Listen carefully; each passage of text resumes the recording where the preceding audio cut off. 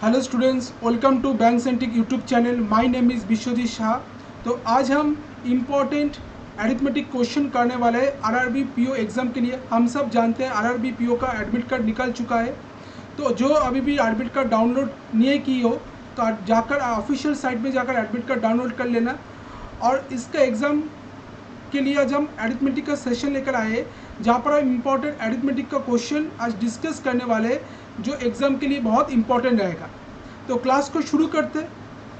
तो फर्स्ट जो क्वेश्चन आपके सामने है, ये वाला क्वेश्चन में क्या दिया हुआ है। तो अगर हम क्वेश्चन को देखते हैं, इधर में बोला गया ratio between the length of train A and B is 3:5। तो ट्रेन ए और बी का लेंथ का जो रेशियो है बोला गया 3:5 है।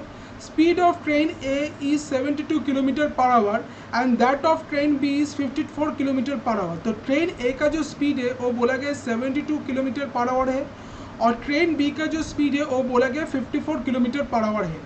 They are running opposite to each other, दोनों एक दूसरे के तरफ मूव कर रहा है। If train A cross B train B in 16 second, then what is the length of B. तो क्या बोला कि अगर ट्रेन ए ट्रेन बी को 16 सेकेंड में क्रॉस करता है तो ट्रेन बी का लेंथ क्या होगा, ये हमको फाइंड आउट करना है। तो ये वाला क्वेश्चन को हम कैसे करेंगे।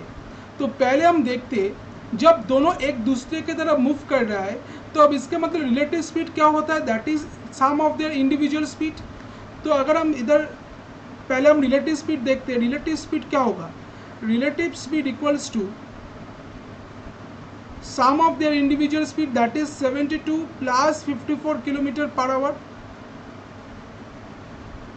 तो कितना आ रहा है, दैट इज 6, 5 और 7 दैट इज 12, 126। तो किलोमीटर पर आवर को हमको मीटर पर सेकेंड में कन्वर्ट करना है, तो क्या करेंगे 126 इंटू 5/18 करेंगे। तो 2 से 9, 2 से करेंगे तो 2 6 से 12, 2 3 से 6, 9 से कटेंगे 7 9 से 63, दैट इज 7 5 35 मीटर पर सेकेंड। अब क्या बोला गया है, अब दोनों ट्रेन और ट्रेन बी का लेंथ का रेशियो बोला गया 3:5। जब ट्रेन ए ट्रेन बी को क्रॉस कर रहा है तो अब इसका मतलब क्या है, दोनों का जो लेंथ है टोटल लेंथ क्या होगा, total length is equals to sum of their length. तो टोटल लेंथ जो होगा, टोटल डिस्टेंस इक्वल्स टू क्या है, that is total distance equals to sum of their individual length, that is 3x plus 5x। उसको हम मान लेते हैं 3x और 5x, दैट इज 8x। तो 8x डिस्टेंस कवर कर रहे हैं 35 मीटर पर सेकेंड में, और टाइम कितना लग रहा है 16 सेकेंड। तो इधर से हमको, तो अगर देखते हैं 8x, तो इधर में क्या है, that is time equals to क्या होता है, that is distance by speed. तो टोटल डिस्टेंस क्या है 8x, स्पीड क्या है 35 मीटर पर सेकेंड, टाइम कितना लग रहा है, दैट इज 16 सेकेंड। तो 8 2 जा 16, तो x का वैल्यू क्या होगा 70। तो x का वैल्यू अगर 70 है तो हमको पूछा गया है ट्रेन बी का लेंथ क्या होगा। तो ट्रेन बी का लेंथ कितना है, दैट इज 5x। तो लेंथ ऑफ ट्रेन बी क्या होगा, तो length of train B train B का जो लेंथ है वो क्या होगा, that is 5 into 70, that is 350 metre. तो ट्रेन बी का जो लेंथ है वो होगा 350 मीटर, जो कि ऑप्शन नंबर ए में है। तो ऑप्शन नंबर ए 350 मीटर ये वाला क्वेश्चन के करेक्ट आंसर है। तो ये वाला क्वेश्चन के करेक्ट आंसर क्या आ जाएगा, that is 350 metre. I hope आपको ये वाला क्वेश्चन समझ में आ गया। तो इसी टाइप का क्वेश्चन आपको ज़्यादा से ज़्यादा प्रैक्टिस करना है, ताकि इस टाइप का क्वेश्चन आपको मिले। और ये वाला जो क्वेश्चन हम उठाए वो वाला SBI क्लर्क प्री में जो क्वेश्चन आया है, मेमोरी बेस्ड क्वेश्चन है। SBI क्लर्क प्री में जो क्वेश्चन आया है उस टाइप का, उसी क्वेश्चन को आज हम लिए ये वाला सेशन में, ताकि आप लोग को आरआरबी पीओ में बेनिफिट हो सके। ठीक है, तो क्लास नेक्स्ट क्वेश्चन देखते हैं। इसके बाद जो क्वेश्चन दिया हुआ है वो वाला क्वेश्चन क्या बोला गया, तो इसमें दिया हुआ है ratio A and B start partnership business by investing ₹35,000 and 40,000 respectively. तो क्या बोला गया, ए और बी मिलकर तो बिजनेस स्टार्ट किया है। ए 35,000 रुपीज़ इन्वेस्ट किया है और बी 40,000 रुपीज़ इन्वेस्ट किया है। आफ्टर 6 months ही join them and at the end of the year profit share of C is 9,000 out of total profit of ₹39,000। तो what is the investment of C. तो क्या बोला गया है, ए और बी मिलकर तो बिजनेस स्टार्ट किया है। ए इन्वेस्ट किया है 35,000, बी इन्वेस्ट किया है 40,000। 6 मंथ के बाद सी बिजनेस में ज्वाइन किया है और सी का जो बोला गया शेयर ऑफ प्रॉफिट है out of total share of profit that is 39,000, तो सी का शेयर ऑफ प्रॉफिट बोला है 9,000। तो find the share of C, तो सी का शेयर क्या होगा ये हमको फाइंड आउट करना है। तो अगर हम देखते हैं टोटल इन्वेस्टमेंट क्या होगा, तो टोटल इन्वेस्टमेंट जो है, तो अगर हम देखते ए इन्वेस्ट किया है कितना, तो ए इन्वेस्ट किया है 35,000 रुपीज़ और वो ईयर की एकदम बिगिनिंग में इन्वेस्ट किया था। तो टोटल इन्वेस्टमेंट पीरियड अगर 1 साल है, अगर ए 35,000 रुपीज़ इन्वेस्ट किया तो कितना मंथ तक चला है, दैट इज़ 12 मंथ तक।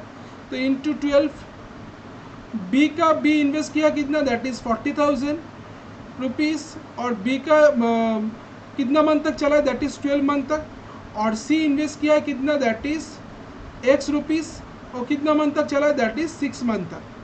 ठीक है, तो इधर इसको अगर देखते हैं 6 1 से 6 6 2 से 12, इसको काट देंगे तो इधर से हमको रेशियो क्या मिल रहा है, दैट इज़ इधर से हमको अगर देखते हैं अच्छा, तो x रुपीज़ इन्वेस्ट किया है, तो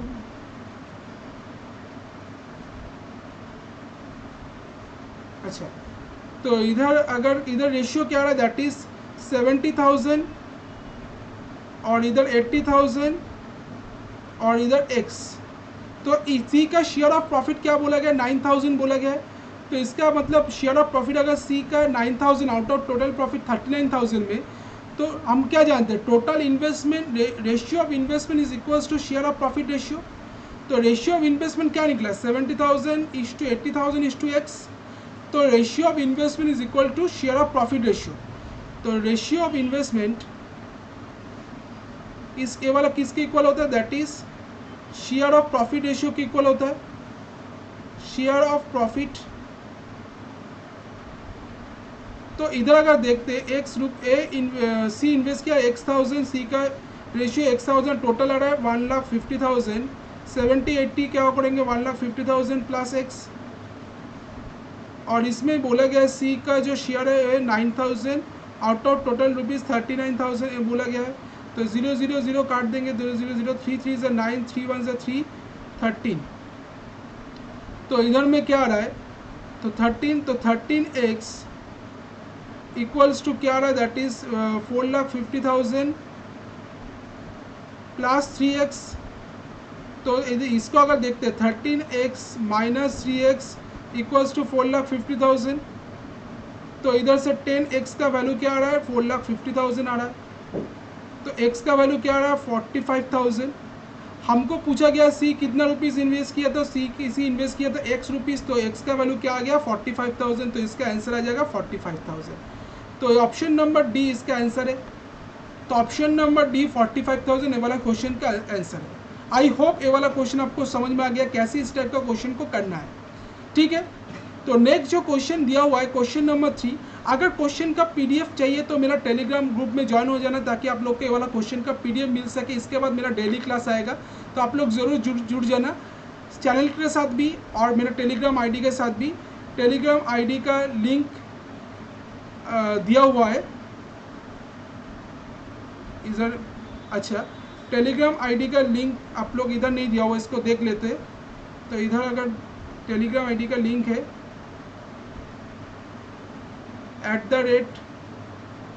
@bank centric channel, bank centric channel, ये वाला टेलीग्राम लिंक है, सब स्मॉल लेटर में आएगा। आप लोग जरूर ज्वाइन हो जाना, ताकि आप लोग को ये वाला क्वेश्चन की पीडीएफ भी मिल सके। नेक्स्ट जो क्वेश्चन दिया हुआ उसके बाद क्वेश्चन नंबर 3, इसमें क्या दिया हुआ है, इसमें बोला गया है pipe A pipe B together can fill a half of the tank in 7 hour. तो पाइप ए और पाइप बी मिलकर एक तो टैंक का हाफ पोर्शन फिल करते हैं 7 आवर में, while pipe C can empty 40% of the tank in x hour. और क्या बोला गया, पाइप सी टैंक का 40% एम्प्टी करता है, खाली करता है x आवर में। When all the pipes open together in the same empty tank, then it completely fill in 26 1/4 hour। तो क्या बोला गया, जब सब पाइप ओपन रहता है तब टैंक एम्प्टी टैंक को फिल करता है, दैट इज कम्प्लीटली फिल होता है 26 1/4 आवर टाइम लगता है। Find the value of x, तो एक्स का वैल्यू क्या होगा, ए हमको फाइंड आउट करना है। तो इधर जो बोला गया पाइप ए और पाइप बी एक टैंक का हाफ पोर्शन फिल करता है 7 आवर में, तो पूरा पोर्शन कितना टाइम में फिल करेगा, can fill full tank whole tank को फिल करने में उसको कितना टाइम लगेगा, दैट इज 14 आवर। क्योंकि अगर हाफ पोर्शन को फिल करने में उसको 7 आवर टाइम लगता है, तो पूरा टैंक को फिल करने में उसको दो गुना टाइम लगेगा, दैट इज 7 2 14 आवर टाइम लगेगा। और जो बोला गया पाइप सी टैंक को खाली करता है 40% टैंक को खाली करता है 1 आवर में। तो अगर देखते pipe C empty 40% of tank, 40% मतलब क्या है 2/5 of tank in 1 hour, 1 hour में पूरा खाली कर देता है। तो पूरा टैंक को खाली कर रहा है कितना टाइम में, तो सी एम्प्टी होल टैंक, पूरा टैंक को खाली करेगा, होल टैंक पूरा टैंक को खाली करेगा कितना टाइम में, that is in 5x/2 our में। ठीक है, अगर 2/5 पोर्शन को टैंक का 2/5 पोर्शन को सी एम्प्टी करता है, खाली करता है 1 आवर में, तो सी पूरा टैंक को कितना टाइम में खाली करेगा, दैट इज 5x/2 आवर में खाली करेगा। और ए और बी पूरा टैंक को फिल करता है 14 आवर में। अगर तीनों पाइप एक साथ में खुला रहता है तो काम को करने में, पूरा टैंक को फिल करने में 26 1/4 आवर टाइम लग रहा है। ठीक है, तो अगर हम देखते तो इधर अगर जो दिया हुआ है, तो सी ए और बी अगर 14 आवर में पूरा टैंक को फिल करता है, तो 1 घंटा में वो कितना काम करेगा। तो ए और बी अगर 14 आवर्स में पूरा टैंक को फिल करता है, तो 1 घंटा में वो कितना काम करेगा, दैट इज 1/14। और सी अगर 5x/2 आवर में टैंक को खाली करता है, तो 1 घंटा में कितना पोर्शन खाली करेगा, that is 2/5x equals to, इधर क्या रहा है, टोटल टाइम जो लग रहा है वो क्या है 26 1/4, दैट इज 26 1/4 मतलब क्या है, 26 1/4 मतलब है दैट इज 105/4 आवर। तो ये वाला आ जाएगा दैट इज 4/105। अगर ए और बी टैंक को खाली करता है 14 आवर्स में, पूरा टैंक को खाली कर भरता है 14 आवर्स में, तो 1 घंटा में कितना पार्ट बढ़ेगा, दैट इज 1/14। सी अगर 5x/2 आवर में पूरा टैंक को खाली करता है, तो 1 घंटा में कितना टैंक का खाली करेगा, that is 2/5x minus 2/5x equals to, A और बी मिलकर अगर एक तो टैंक को 105/4 आवर में फिल करता है, तीनों पाइप मिलकर अगर 1 घंटा में कितना पोर्शन फिल करेगा तीनों पाइप मिलकर, दैट इज 4/105। तो इसको अगर सॉल्व करेंगे तो क्या मिलेगा, दैट इज इसको अगर एलसीएम आ जाएगा 514 से 70x, इधर आ जाएगा 5x minus 14 to 28 equals to 4/105। तो इधर आ रहा है 7 10 से 47, 15 से 5 2 से 10, 5 3 से 15। तो इधर में अगर इसको इधर सॉल्व करते तो इधर में क्या आ जाएगा, 3 5 से 15x माइनस 3 8 से 24, 3 8 से 24,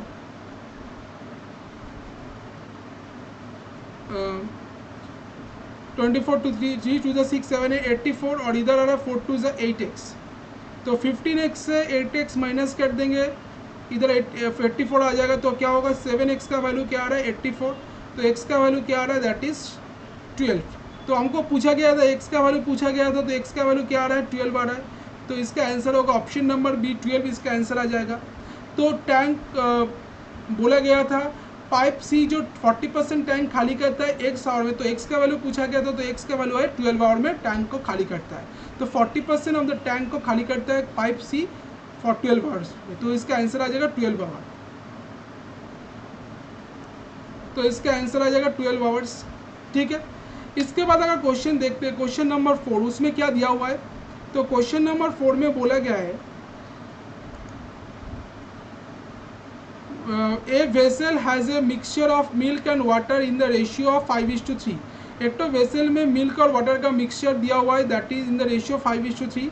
when 20 litre of the water is added to the mixture, जब 20 लीटर वाटर को ऐड किया गया मिक्सचर के साथ, द रेशियो बिकम्स 1:1। तब रेशियो क्या बना, 1:1 बना।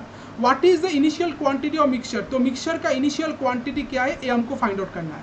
तो ये वाला क्वेश्चन को कैसे हम आसान तरीका से कर सकता है। तो वेसल में मिल्क और वाटर का रेशियो बोला गया 5:3।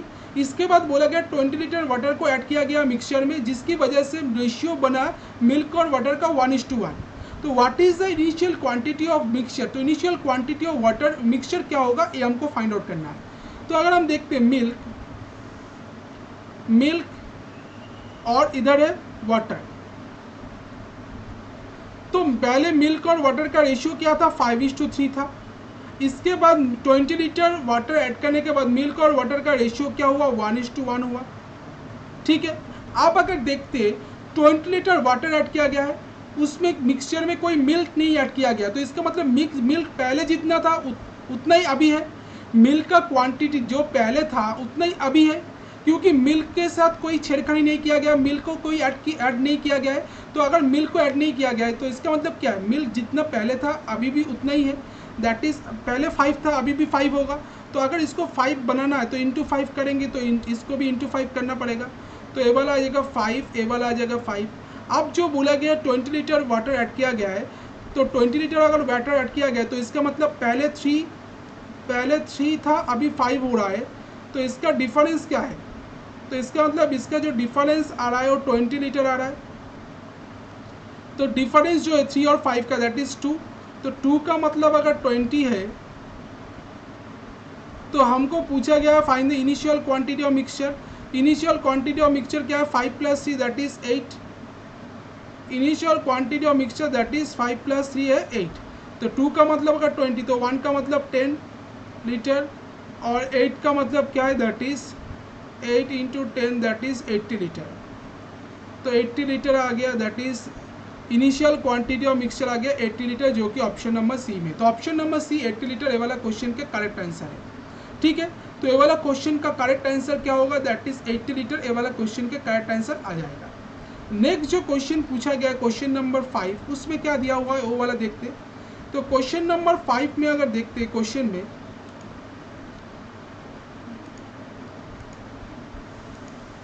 Radius of a circle is 28 centimetre. तो सर्किल का जो रेडियस है वो 28 सेंटीमीटर बोला गया है and it circumference is 32 centimetre more than the perimeter of A square. और उसका जो सर्कमफरेंस है सर्किल का वो बोला गया 32 सेंटीमीटर ज़्यादा है स्क्वायर का जो पेरीमीटर है उससे। Find the area of the square. तो स्क्वायर का एरिया क्या होगा ये हमको फाइंड आउट करना है। बहुत अच्छा लेवल क्वेश्चन, इस बार SBI क्लर्क प्री में ये वाला क्वेश्चन आया हुआ है। जितना सारा क्वेश्चन आज हम लिए हैं सब SBI क्लर्क पी में ये वाला क्वेश्चन सब क्वेश्चन आया हुआ है। तो आप लोग को ये वाला क्वेश्चन प्रैक्टिस हो जाएगा ताकि आप लोग RRB PO के लिए भी अच्छी तरह प्रिपेयर हो सको। तो रेडियस ऑफ ए सर्किल जो दिया गया है 28 सेंटीमीटर। तो सर्किल का रेडियस अगर 28 सेंटीमीटर है तो सर्कमफेरेंस का फॉर्मूला क्या है, तो सर्कमफेरेंस ऑफ सर्किल का फॉर्मूला क्या है, दैट इज 2πr। 2πr तो 2 × पाई का वैल्यू है 22/7, r का वैल्यू है 28, 7 4 ज़ा 28, तो इधर आ जाएगा 88 × 2 दैट इज 176 सेंटीमीटर। ठीक है, तो 176 अगर सेंटीमीटर उसका सर्कमफेरेंस है। अब जो बोला गया है उसका सर्कमफेरेंस बोला गया 32 सेंटीमीटर ज़्यादा है पेरीमीटर ऑफ द स्क्वायर से।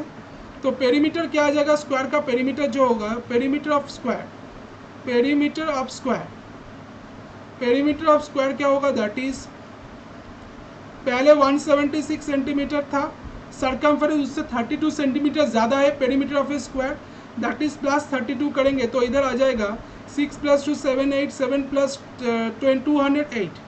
तो सर्कल स्क्वायर का पेरीमीटर आ गया 208 सेंटीमीटर।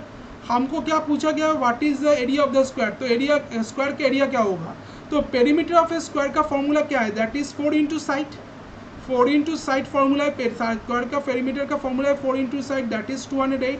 तो साइड का वैल्यू क्या होगा, दैट इज 208/4 डिवाइड करेंगे 4 5 ज़ा 20, 4 2 ज़ा 8, 52 सेंटीमीटर। हमको पूछा गया है एरिया पूछा गया है स्क्वायर का, तो एरिया का फॉर्मूला क्या है, साइड का स्क्वायर होता है। तो area of A square, area of square that is क्या होगा, एरिया ऑफ स्क्वायर होगा दैट इज 52 का होल स्क्वायर, दैट इज 52 का होल स्क्वायर। कैसे करेंगे, कोई भी नंबर का स्क्वायर हम कैसे करेंगे जो नंबर 50 के पास में है, ये भी एक ट्रिक है। कैसे करेंगे, तो 50 से ये वाला कितना ज़्यादा है, 2 ज़्यादा है, तो 50 से 52 कितना ज़्यादा है, 2 ज़्यादा है। तो 25 50 का हाफ कितना होता है 25, 25 से 2 बढ़ा दो दैट इज 27 और 2 का स्क्वायर कर दो दैट इज 04। तो इसका आंसर आ जाएगा 2704।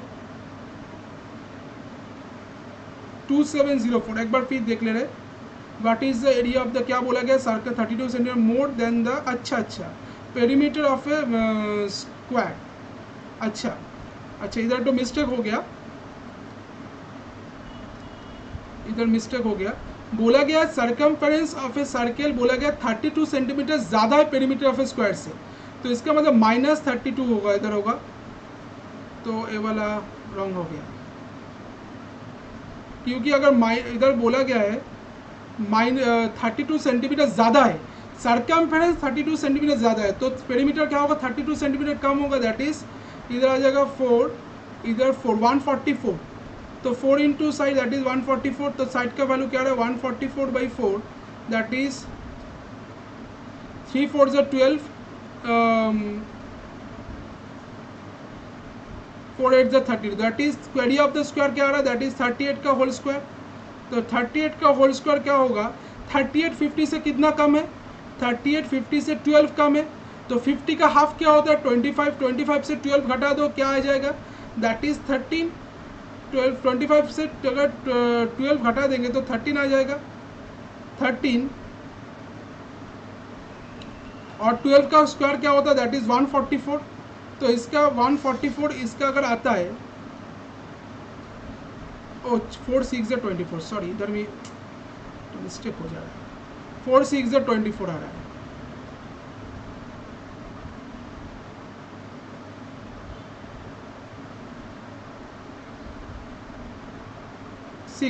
36, तो कितना कम है 14 कम है, तो 50 का हाफ कितना है 25 से 14 घटा दो दैट इज 11, और 14 का स्क्वायर का क्या होता है दैट इज 196, तो 196, तो इसको क्या करेंगे 96 तो लिख देंगे लास्ट दो नंबर, और इसके वाला 1 11 के साथ ऐड हो जाएगा दैट इज 1296, इसका आंसर है जो कि ऑप्शन नंबर सी में है। तो ऑप्शन नंबर सी 1296 ए वाला क्वेश्चन के करेक्ट आंसर है। तो क्या दिया गया था, सर्कल का रेडियस दिया हुआ था 28 सेंटीमीटर बोला गया था, तो उसका सर्कमफेरेंस कैसे निकले 2πr, तो इसका वैल्यू आ गया 176 सेंटीमीटर। तो अगर पेरीमीटर ऑफ ए स्क्वायर बोला गया है, जो सर्कमफेरेंस है वो बोला गया 32 सेंटीमीटर ज़्यादा है पेरीमीटर ऑफ ए स्क्वायर से, तो पेरीमीटर ऑफ ए स्क्वायर क्या मिल गया 176 माइनस 32 दैट इज 144। तो इधर से हमको स्क्वायर का साइड मिल गया दैट इज 36। अगर स्क्वायर का साइड 36 सेंटीमीटर है तो इसका एरिया क्या होगा दैट इज 36 का स्क्वायर होता है, तो 36 50 से कितना कम है 14 कम है, तो 50 का हाफ होता है 25 से 14 घटा दो आ जाएगा 11, 14 का स्क्वायर कर दो दैट इज 196, तो लास्ट दो नंबर तो लास्ट दो डिजिट तो 96 आ गया, और 11 के साथ 1 प्लस किए तो इधर इसका आंसर आ जाएगा 1296 जो कि ऑप्शन नंबर सी में है। तो ऑप्शन नंबर सी 1296 ए वाला क्वेश्चन के करेक्ट आंसर है। आई होप ए वाला क्वेश्चन आपको समझ में आ गया कैसे इस टाइप का क्वेश्चन को सॉल्व करना है। इसके बाद अगर क्वेश्चन देखते हैं क्वेश्चन नंबर 6, इसमें क्या दिया हुआ है, क्वेश्चन नंबर 6 में बोला गया है that is a train crosses a pole in 36 second and a platform in 52 second. तो एक तो ट्रेन एक तो पोल को क्रॉस कर रहा है 36 सेकेंड में, और एक तो प्लेटफॉर्म को क्रॉस कर रहा है 52 सेकेंड में। If the speed of the train is 54 kilometre per hour then what is the length of the platform, तो प्लेटफॉर्म का लेंथ क्या होगा। तो एक तो ट्रेन बोला गया तो पोल को क्रॉस कर रहा है 36 सेकेंड में और प्लेटफॉर्म को क्रॉस कर रहा है 52 सेकेंड में। अगर ट्रेन का स्पीड 54 किलोमीटर पर आवर है तो लेंथ ऑफ द प्लेटफॉर्म क्या होगा, ये हमको फाइंड आउट करना है। तो पहले जो बोला गया स्पीड ऑफ ट्रेन दिया हुआ है that is 54 kilometre per hour, तो इसको अगर मीटर पर सेकेंड में कन्वर्ट करना चाहते हैं तो 54 इंटू 5/18 करेंगे तो क्या आ जाएगा 18 3 ज़ा 54 3 5 ज़ा 15 मीटर पर सेकेंड। ठीक है, अब बोला गया है मेट्रो ट्रेन क्रॉस कर रहा है एक तो पोल का अगर पोल का लेंथ, अगर पोल जब क्रॉस कर रहा है तो अब इसका मतलब क्या है, ट्रेन खुद का लेंथ ही क्रॉस कर रहा है। तो हम मान लेते हैं let the length of train that is x metre. अगर x मीटर ट्रेन का लेंथ है, अब जो बोला गया है जब ट्रेन एक तो पोल को क्रॉस कर रहा है तब खुद का डिस्टेंस ही क्रॉस कर रहा है, तो डिस्टेंस मतलब क्या है, distance equal time equals to time जो है equals to distance by speed. तो जब वो पोल का लेंथ को क्रॉस कर रहा है तो वो खुद का डिस्टेंस ही कवर कर रहा है दैट इज खुद का लेंथ मतलब क्या है x मीटर, और ट्रेन का स्पीड कितना 15 मीटर पर सेकेंड, दैट इज, और कितना टाइम लगा रहा है 36 सेकेंड। तो इधर से हमको x का वैल्यू मिल गया, दैट इज x का वैल्यू आ जाएगा 15 इंटू 6 दैट इज 190, 15 3 ज़ा 45 प्लस 9 दैट इज 54, 540। तो x का वैल्यू आ गया 540 मीटर। अब अगर देखते जब वो प्लेटफॉर्म का लेंथ क्रॉस कर रहा है तब वो टाइम लगा रहा है 52 सेकेंड। तो हम मान लेते हैं let the length of platform that is y metre. Platform का लेंथ को हम मान लेते हैं दैट इज y मीटर। तो x मीटर का तो वैल्यू मिल गया दैट इज 540 मीटर। जब वो प्लेटफॉर्म को क्रॉस कर रहा है तब वो खुद का लेंथ प्लस प्लेटफॉर्म का लेंथ दोनों का लेंथ क्रॉस कर रहा है। जब वो ट्रेन ने प्लेटफॉर्म का लेंथ को क्रॉस किया तब वो खुद का लेंथ प्लस प्लेटफॉर्म का लेंथ दोनों का लेंथ को क्रॉस कर रहा है, दैट इज खुद का लेंथ है 540 और प्लेटफॉर्म का लेंथ है y, दोनों को लेंथ को क्रॉस कर रहा है। और उसका स्पीड कितना है बोला गया है 15 और टाइम कितना लगा रहा है 52 सेकेंड। तो इधर में आ जाएगा 540 plus y equals to 15 to the 33, 15 पर 75, 75 78। तो y का वैल्यू क्या आ गया 580 minus 540, sorry 780 minus 540 that is, इसका आंसर आ गया 240। तो प्लेटफॉर्म का लेंथ हमको क्या मिल गया 240 मीटर मिल गया। तो इसका आंसर आ गया 240 मीटर। एक बार फिर रिपीट कर रहे, जिसको समझ में नहीं आया एक बार फिर समझ लो। क्या बोला गया, तो ट्रेन एक तो पोल को क्रॉस कर रहा है 36 सेकंड में और तो प्लेटफॉर्म को क्रॉस कर रहा है 52 सेकंड में। बोला गया है ट्रेन का स्पीड दिया हुआ है 54 किलोमीटर पर आवर। हमको पूछा गया है प्लेटफॉर्म का लेंथ क्या होगा। तो हम मान लिए पहले let the length of the train that is x metre और प्लेटफॉर्म का लेंथ को हम मान लिए y मीटर। अब जो बोला गया स्पीड ऑफ द ट्रेन बोला गया 54 किलोमीटर पर आवर, उसको हमको मीटर पर सेकंड में ट्रांसफर करना है। तो क्या करेंगे 54 इंटू 5/18 करेंगे दैट इज 15 मीटर पर सेकंड। तो 15 मीटर पर सेकंड अगर स्पीड है तो हमको ट्रेन टाइम इक्वल्स टू क्या होता है that is distance by speed होता है। जब वो पोल को क्रॉस किया तो खुद का लेंथ ही क्रॉस किया, तो ट्रेन का खुद का लेंथ कितना है x मीटर, तो x बाई 15 इक्वल्स टू 36 होगा। तो x का वैल्यू इधर से हमको मिल गया 540 मीटर। जब वो प्लेटफॉर्म का लेंथ को क्रॉस किया तब खुद का लेंथ प्लस प्लेटफॉर्म का लेंथ दोनों का लेंथ एक साथ में क्रॉस किया। तो खुद का लेंथ है 540 प्लस y, प्लेटफॉर्म का लेंथ है y, डिस्टेंस टोटल डिस्टेंस क्या है 540 plus y divided by speed कितना 15 और टाइम कितना लग रहा है 52 सेकेंड। दैट इज अभी 540 प्लस y का वैल्यू आ गया 780। तो इधर से हमको y का वैल्यू मिल गया 240 मीटर। तो प्लेटफॉर्म का लेंथ कितना है दैट इज 240 मीटर, इसका करेक्ट आंसर आ जाएगा। इसके बाद अगर क्वेश्चन देखते हैं नेक्स्ट क्वेश्चन जो बोला गया है, इसके बाद क्वेश्चन नंबर 7, इसमें क्या दिया हुआ है। क्वेश्चन नंबर 7 में बोला गया है rupees p was divided between a, b and c in such a way that a got 30 more than a 1/4 of p, b got 50 less than 5/8 of p and c got rupees 1 for 50। तो rupees p को a b c में इस तरीके से divide किया गया है कि ताकि a को टोटल जो अमाउंट है उसका 1/4 से 30 रुपीज़ ज़्यादा मिले, b को टोटल जो अमाउंट है उसका 5/8 से 50 रुपीज़ कम मिले और c को 150 रुपीज़ मिले। Find the half of the sum of the amount A and B. तो ए और बी को जो अमाउंट मिले उसका हाफ अमाउंट क्या होगा ये हमको फाइंड आउट करना है। तो हम मान लेते हैं पहले लेट p इक्वल्स टू आसान करने के लिए इसको हम मान लेते हैं p equals to that is 8x। तो p को हम मान लिए 8x। तो a को कितना मिला है बोला गया है a को मिला है 30 मोर देन 1/4 ऑफ p। तो 1/4 ऑफ p प्लस 30, तो ये वाला आ जाएगा दैट इज 1/4। जो p का जो टोटल जो अमाउंट उसका 1/4 से 30 रुपीज़ ज़्यादा मिला है। p का दैट इज 8x प्लस 30, तो इधर आ जाएगा 2x प्लस 30। फिर बोला गया है c को क्या मिला है, इसके बाद b को बोला गया b got 50 less than 5/8 of p। तो b को जो अमाउंट मिला वो बोला गया p को जो टोटल अमाउंट जो है उसका 5/8 पोर्शन से 50 रुपीज़ कम मिला है, दैट इज 5/8 माइनस 50। तो इधर आ जाएगा 5/8 इंटू पी मतलब क्या है that is 8x by 50। That is 8 से काटेंगे तो 5x माइनस 50 आ जाएगा, 5x माइनस 50। फिर अगर देखते हैं सी को कितना रुपीज़ मिला है 150 रुपीज़ मिला है बोला गया है। अब अगर देखते हैं तो इसका मतलब ए को मिला है कितना रुपीज़ दैट इज, तो अब जो बोला गया a प्लस बी प्लस सी, तीनों को जो अमाउंट है सब जोड़कर क्या होगा 8x होगा। एक को कितना रुपीज़ मिला है 2x प्लस 30, बी को मिला है 5x माइनस 50 और सी को मिला है 150, तो तीनों मिलकर क्या हो रहा है 8x। तो 5x 2x 7x और इधर आ रहा है 30, 180 से 130 प्लस 130 इक्वल्स टू आ रहा है 8x। तो 7x 8x का x का वैल्यू क्या आ रहा है दैट इज़ 130। x का वैल्यू अगर 130 है तो इसका मतलब क्या है a और b को कितना रुपीज़ मिला है, तो a को मिला है 2x प्लस 30, a को मिला है 2x plus 30 that is 2 into 130 plus 30।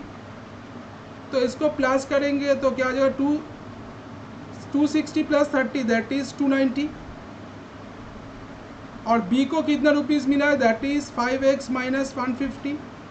तो 5x 5 इंटू एक्स का वैल्यू क्या है 130 माइनस 150, तो इधर क्या रहा है 650 माइनस 150 दैट इज़ 500।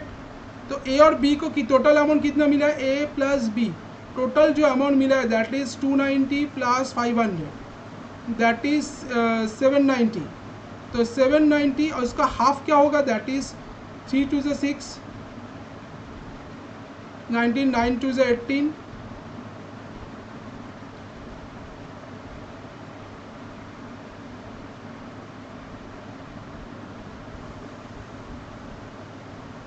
7 ए और बी को मिला है 5x माइनस 50, 5x माइनस 50, अच्छा 50 है ये वाला, मिस्टेक होगा 150 कर दिए, तो इधर 50 होगा।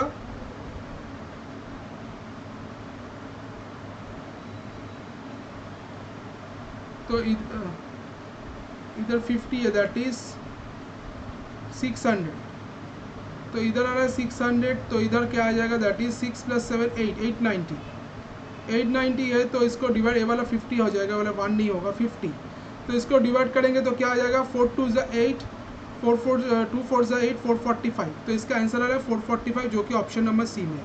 तो 445 option number C is the correct answer. तो इधर जो पूछा गया find the half of the sum amount of A and B को जो अमाउंट मिले उसका हाफ अमाउंट क्या होगा दैट इज 445 रुपीज़, इसका आंसर आ जाएगा। आई होप ये वाला क्वेश्चन आपको समझ में आ गया। क्वेश्चन नंबर सी 445 रुपीज़ इसका आंसर है। नेक्स्ट जो क्वेश्चन दिया हुआ है क्वेश्चन नंबर 8, उसमें क्या दिया हुआ है वो वाला क्वेश्चन एक बार देख लेते। तो उसमें जो दिया गया है question number 8, an article is mark 20% above it cost price. तो आर्टिकल को अपने कॉस्ट प्राइस के ऊपर 20% से मार्क किया गया है and sold after giving a discount of 100 such that there is a discount of 10%। और उसको 100 रुपये डिस्काउंट से 100 रुपये डिस्काउंट देने के बाद बेचा गया है और सच दैट उसको जो प्रॉफिट हो रहा है वो बोला गया 10% प्रॉफिट हो रहा है। Find the cost price. तो कॉस्ट प्राइस क्या होगा ये हमको फाइंड आउट करना है। तो इस टाइप का क्वेश्चन को हम कैसे किस टाइप से सॉल्व करेंगे तो देखते। तो आर्टिकल को बोला गया मार्क किया गया 20% अबव इज कॉस्ट प्राइस। तो हम मान लेते let C P equals to cost price equals to 100। तो मार्क प्राइस क्या होगा, मार्क प्राइस होगा 20% अबव इट्स कॉस्ट प्राइस। अगर 100 रुपीज़ कॉस्ट प्राइस है तो मार्क प्राइस हो जाएगा 100 into 120 by 100 that is 120 rupees. अब जो बोला गया है 120 रुपीज़, अब वो आफ्टर गिविंग डिस्काउंट 100 रुपीज़, तो 120 रुपीज़ से, अच्छा इसको एक्स मान लेते हैं 100x, ये वाला होगा 120x, ठीक है। तो जो बेचा गया है 100 रुपीज़ डिस्काउंट देने के बाद बेचा गया है ताकि उसको 10% प्रॉफिट हो।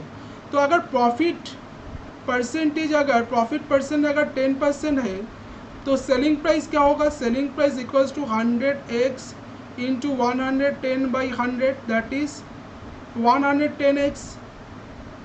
और जो डिस्काउंट देने के बाद बेचा गया तो डिस्काउंट किसके ऊपर दिया जाता है, मार्क प्राइस के ऊपर। तो इसका मतलब इधर सेलिंग प्राइस कितना आ रहा है दैट इज़ 120x माइनस 100। तो इधर से हमको एक इक्वेशन मिला, दोनों का सेलिंग प्राइस इक्वल है। इधर सेलिंग प्राइस क्या आ रहा है 110x, इधर सेलिंग प्राइस आ रहा है 120x माइनस 100। तो इसको अगर दोनों को इक्वल करेंगे तो 110x equals to 120x minus 100। तो इधर आ जाएगा 110x minus 120x equals to minus 100। तो इधर आएगा 10x माइनस 10x का वैल्यू -100 आ रहा है, माइनस माइनस कर देंगे तो x का वैल्यू आ रहा है 10। तो x का वैल्यू अगर 10 है, फाइंड द कॉस्ट प्राइस। तो कॉस्ट प्राइस क्या है हमको फाइंड आउट करना है। तो कॉस्ट प्राइस बोला गया 100x है, तो CP अगर 100x है तो x का वैल्यू 10 है, तो 100 इंटू 10 दैट इज 1000, इसका आंसर आ जाएगा। तो इसका कॉस्ट प्राइस क्या होगा 1000, ये वाला क्वेश्चन के आंसर है। What is the cost price, तो इसका आंसर आ जाएगा 1000। ठीक है, तो आई होप आपको ये वाला क्वेश्चन कैसे करना है, किस तरीके से करना है, समझ में आ गया। ठीक है, नेक्स्ट जो क्वेश्चन दिया हुआ है क्वेश्चन नंबर 9, उसमें क्या दिया हुआ है उसको देख लेते हैं। क्वेश्चन में बोला गया है the ratio of the number of boys and girls in A ratio of 4:5। तो बॉयज और गर्ल्स का जो रेशियो है स्कूल में that is 4:5। After few month 12 boys and 8 girls join the class. 12 महीने कुछ महीने के बाद 12 बॉयज और 8 गर्ल्स क्लास में ज्वाइन किया है। After few more month 30 boys and 26 girl left the class. 30 boys और 26 गर्ल्स क्लास से लेफ्ट हो गया। Then the ratio becomes 1:2। तो रेशियो क्या बन गया 1:2 बन गया। अभी find the initial number of boys in the class. तो बॉयज के initial number of boys class में कितना था ये हमको फाइंड आउट करना है। तो इस टाइप का क्वेश्चन को हम किस आसान तरीके से सॉल्व कर सकते हैं, बेस्ट वे से, ये वाला हम देखते हैं। तो पहले बोला नहीं गया था कितना बॉयज है गर्ल्स है, तो हम मान लेते बॉयज, इधर हम मान लेते गर्ल्स। बोला गया कुछ महीने के बाद 12 बॉयज और 8 गर्ल्स ऐड हुआ है क्लास में। आफ्टर फ्यू मंथ और कुछ महीने के बाद 30 बॉयज और 26 गर्ल्स क्लास से लेफ्ट हो गया। तो इसका मतलब क्या है दैट इज, इसको अगर देखते -18 आ रहा है और इधर भी क्या आ रहा है -18 आ रहा है। अब अगर देखते बॉयज और गर्ल्स का रेशियो देखते, उसमें क्या बोला गया था 4:5 था। अभी नया जो रेशियो बन रहा है दैट इज 1:2। और इसका मतलब इसका जो डिफरेंस आ रहा है 3, इसका भी जो डिफरेंस आ रहा है 3, और दोनों का 3 का मतलब क्या है दैट इज 1 - 18 है। तो 3 का मतलब अगर 18 है तो 3 का मतलब क्या आ रहा है दैट इज 18। तो इधर हमको क्या मिलेगा 3 का मतलब अगर 18 है तो हमको बोला गया what is the initial number of boys. Initial number of boys in the class, initial number of boys क्या था 4। तो 3 का मतलब अगर 18 है तो 1 का मतलब क्या होगा 6। तो 4 का मतलब क्या होगा दैट इज 4 × 6 दैट इज 24। तो इसका आंसर आ जाएगा 24, ऑप्शन नंबर बी वाला क्वेश्चन का करेक्ट आंसर। एक बार फिर समझ लेते हैं। बोला गया था क्लास में स्कूल में कुछ नंबर ऑफ बॉयज है कुछ नंबर ऑफ गर्ल्स है, उसका रेशियो बोला गया 4:5। कुछ महीने के बाद 12 बॉयज 8 गर्ल्स क्लास में ज्वाइन किया। आफ्टर इसके बाद कुछ महीने के बाद बोला गया 30 बॉयज और 26 गर्ल्स क्लास छोड़कर चला गया। अभी न्यू जो रेशियो बन रहा है बॉयज और गर्ल्स का that is 1:2। Find the initial number of boys in the class. तो पहले अगर बॉयज कितना था हमको पता नहीं, तो बॉयज +12 - 30 किए, +12 क्यों किए 12 बॉयज ऐड किया गया है। उसके बाद 30 बॉयज क्लास छोड़कर चला गया दैट इज -18 आ रहा है। गर्ल्स का भी सेम दैट इज +8, कुछ 8 गर्ल्स ज्वाइन किया था। उसके बाद 26 गर्ल क्लास छोड़कर चला गया दैट इज -18। तो अगर हम न्यू रेशियो देखते, पहले रेशियो था 4:5, अभी रेशियो बन रहा है 1:2। तो डिफरेंस क्या आ रहा है दैट इज दोनों केस में 3 आ रहा है। तो 3 का मतलब अगर 18 होता है तो 1 का मतलब 6, और हमको इनिशियल नंबर ऑफ बॉयज पूछा गया तो 4 का मतलब क्या होगा 4 × 6 दैट इज 24। ये वाला क्वेश्चन का करेक्ट आंसर है। तो इसका आंसर आ जाएगा ऑप्शन नंबर बी 24। तो आप होप आपको ये वाला क्वेश्चन समझ में आ गया। इसके बाद अगर क्वेश्चन देखते हैं क्वेश्चन नंबर 10, लास्ट क्वेश्चन आज का, बहुत अच्छा लेवल का क्वेश्चन है। तो देखते इसमें क्या बोला गया है। Sum of the present age of A and B 60 years. तो ए और बी का प्रेजेंट एज का सम क्या है 60 ईयर्स है। 4 years ago the ratio of the age of A and B 6:7। तो 4 साल के बाद 4 साल पहले ए और बी का एज का रेशियो क्या था 6:7 था। ठीक है, if C is 4 years older than B, अगर सी 4 साल बड़ा है बी से, then what will be the sum of the age of A B C after 5 years। तो ए बी सी का एज का सम 5 साल बाद क्या होगा ये हमको फाइंड आउट करना है। तो ए वाला क्वेश्चन को हम कैसे करेंगे तो देख लेते हैं। तो ए और बी का जो प्रेजेंट एज का सम बोला गया है, ए और बी का प्रेजेंट एज का सम कितना बोला गया 60 ईयर्स बोला गया। 4 years ago 4 साल पहले दोनों का एज का सम कितना था, दोनों का एज का रेशियो बोला गया था 4 साल पहले दैट इज 6:7। अगर ए और बी का प्रेजेंट एज का सम 50 ईयर्स है, तो 4 साल पहले दोनों का एज कितना था, दैट इज 4 साल मतलब दोनों को माइनस 4 इंटू 2, दोनों का एज 8 ईयर माइनस हो जाएगा, that is 60 minus 8, that is 52 years. तो 4 साल पहले दोनों का एज था 52 ईयर्स। अब बोला गया दोनों का एज का रेशियो बोला गया 6:7, तो एक का एज क्या होगा, as 4 years ago, 4 years ago as का एज क्या है, that is 52 into 6/13, that is 24 years. और बी का एज कितना है, B's age that is 52 into 7/13, that is 21 years. तो ए का एज होगा 4 साल पहले, ए का एज होगा 24 ईयर्स, बी का एज होगा 21 ईयर्स। अब जो बोला गया है 5 साल, अब सी का एज बोला गया, सी बोला गया बी से 4 साल बड़ा है, तो इसका मतलब सी का एज क्या होगा, सी एज दैट इज 25, क्योंकि 4 साल बोला बड़ा बोला गया, 21 + 4 करेंगे तो 25 ईयर से निकलेगा। तो प्रेजेंट एज क्या आ जाएगा, प्रेजेंट एज आ जाएगा ए बी सी का। 4 साल पहले अगर ए का एज 24 ईयर्स है, तो अभी की प्रेजेंट एज कितना होगा ए का, दैट इज 24 + 4 28 ईयर्स। 4 साल पहले अगर बी का एज 21 ईयर्स है, तो प्रेजेंट एज क्या आ जाएगा, 21 + 4 दैट इज 25 ईयर्स। और 4 साल पहले सी का एज अगर 25 ईयर्स था, तो 4 साल बाद कितना आ जाएगा, प्रेजेंट एज होगा 29 ईयर्स। ठीक है। अब बोला गया ए बी सी का जो एज है, सम ऑफ द एज है, 5 साल बाद क्या होगा, that is the sum of age, sum of the ages of A, B and C after 5 year, 5 साल पहले बाद जो सम ऑफ द एज होगा ए बी सी का, दैट इज 28 + 25 + 29 प्लस क्या करेंगे, 5 साल करके तीनों का एज ऐड होगा, दैट इज 3 5 = 15। तो इधर में आ जाएगा 8 + 5 13, 13 + 9 20, 2 4 5 6 7 8 82 + 15। तो इधर में क्या आ रहा है, 5 + 2 7, 8 + 1 9 97 ईयर्स।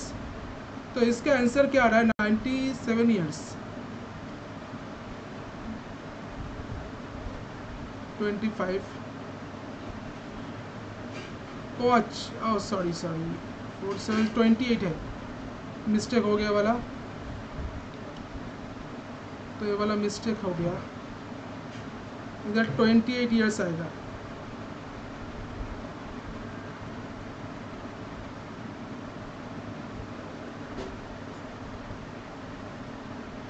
ईयर 47 से 28 होता है, तो इधर आ जाएगा 28 + 4 दैट इज 32 ईयर्स। और इधर आ जाएगा 28 + 4 क्या होता है, 28 + 4 होता है that is 32, 32 + 4 that is 36 year. अब 5 साल बाद इसका तीनों का एज का समेशन कितना होगा, 5 साल बाद ए का एज कितना होगा, अभी 28 ईयर्स है, तो 5 साल बाद उसका एज होगा 28 + 5 दैट इज 33 ईयर्स। बी का एज होगा 32 ईयर्स अभी है, 5 साल बाद उसका एज होगा 37 ईयर्स। और अभी 36 ईयर है सी का एज, 5 साल बाद उसका एज होगा 41 ईयर्स। तो ये वाला आ जाएगा 7 + 3 10, 10 + 1 11, 1 3 + 1 4 5 6 7, 7 और 4 11 दैट इज 111 ईयर्स इसका आंसर है। तो 5 साल बाद तीनों का जो इसका सम क्या होगा, 111 ईयर्स। ऑप्शन नंबर डी इसका आंसर आ रहा है, ऑप्शन नंबर डी 111 ईयर्स ये वाला क्वेश्चन के करेक्ट आंसर है। ठीक है, तो आई होप आपको ये वाला क्वेश्चन समझ में आ गया कैसे स्टेप से इसका क्वेश्चन सॉल्व करना है। तो अगर सेशन को अच्छा लगे तो like share and subscribe channel को जरूर कर लेना, ताकि आपको डेली अपडेट मिल सके, जब भी वीडियो आएगा तो आप लोग को नोटिफिकेशन मिल सके। और मेरे साथ जुड़िए ताकि आपको प्रिपरेशन अच्छा बन सके और प्रिपरेशन को अच्छी तरह मजबूत कर सके। तो आज के लिए इतना ही, मिलते हैं नेक्स्ट सेशन में। Thank you, good bye.